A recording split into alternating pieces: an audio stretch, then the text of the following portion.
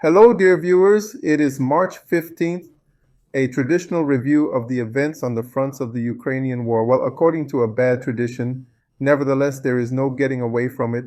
We start today with the events on the border area, the Belgorod Kurdish region, where yesterday the enemy made an attempt, an even more massive attempt, to break into the territory of the Russian Federation, attracted a fairly large number of people to this operation. The number of forces, it is clear that it is no longer a question of Oberdick, not about all these legions. These battalions, these cockerels, they work mainly in TikTok. That is, they're recording videos, they're posing, but basically the whole brunt of the fighting, it's about the fighting serious, one might say, about the army operation where we are talking now. Yes, that's exactly the whole thing. The burden of hostilities is again placed on the Ukrainian armed forces, which are trying to inflict political damage to the Russian leadership, more nonsensical from a military operation perspective. For instance, I don't recall that for the sake of shooting a few pictures on TikTok, posting several videos, hundreds of SSU soldiers would lay down their lives, especially in suicidal attacks. It was already clear that the Russian political and military leadership was preparing for such a scenario.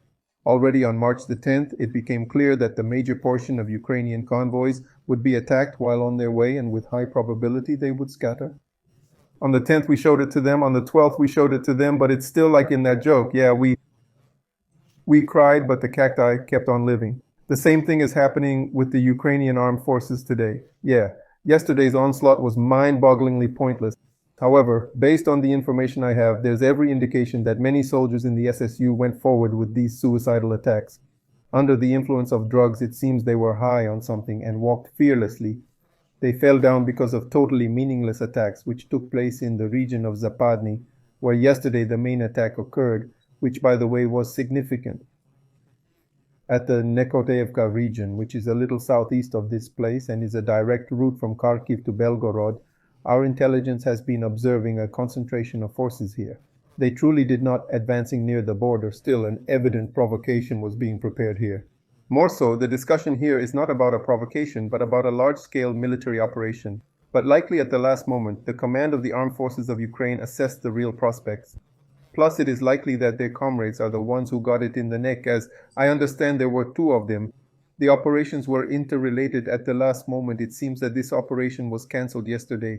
However, the reserves that the enemy has along this entire line of contact are still pretty serious despite that.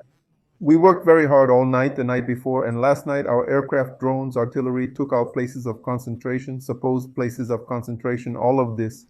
Yet they have forces. They have furthermore new reserves moving to the Russian border have been noted. Hence, I think this is not the end yet. The enemy will definitely try to make at least one more attempt.